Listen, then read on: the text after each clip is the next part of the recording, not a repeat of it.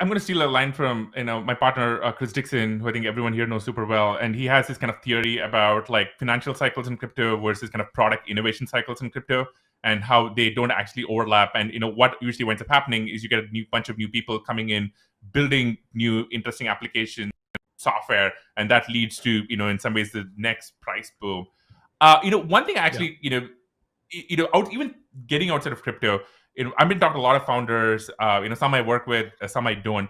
And for a lot of them, and a lot of these folks are not crypto founders. This is the first time that they have seen a market downturn. Mhm. And these are founders who sometimes early stage, sometimes they're later stage, and and it's hard. Because all of a sudden you have employees coming to you and they're saying, "Hey, what is my RSUs worth?" Or maybe I should go take that offer from some established public company.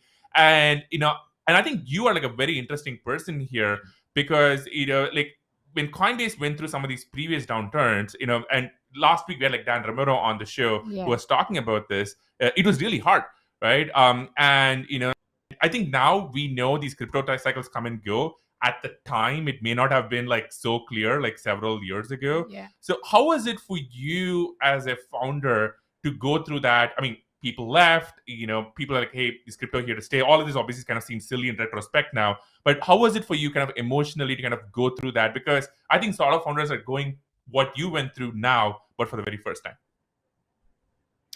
Yeah, that's such a good point. And Dan Romero's great. He was an early Coinbase employee, so he got to see a lot of this firsthand as well. But, I think there were some really dark periods there where I remember just before the run up to 2017, there was probably like a almost 3-year stretch where crypto was just down and nothing was happening. And I think Coinbase had, I think we had like 25% attrition in 1 year. People were just disillusioned. They were just seeing negative headline after negative headline after negative headline.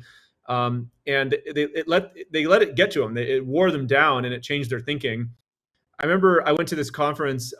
It was like this money conference or something like that. And there was a New York Times reporter there who was interviewing me. And literally his question was like, well, now that Bitcoin's dead, what are you going to do next?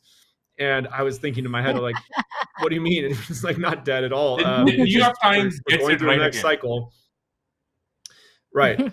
So there's definitely an art to managing your own psychology here. Because again, when things are running up, all the buzz is there optimistically telling you how great you are and all this stuff. And so you have to ignore that stuff too, to be able to, when in the down cycle, they're telling you that you're an idiot or it's over. I guess you could call it independent thinking, right? I mean, you want to always be open-minded and listening to people. You don't want to be completely isolated or dogmatic or something like that. But you also want to be stubborn enough to just ignore the haters, basically,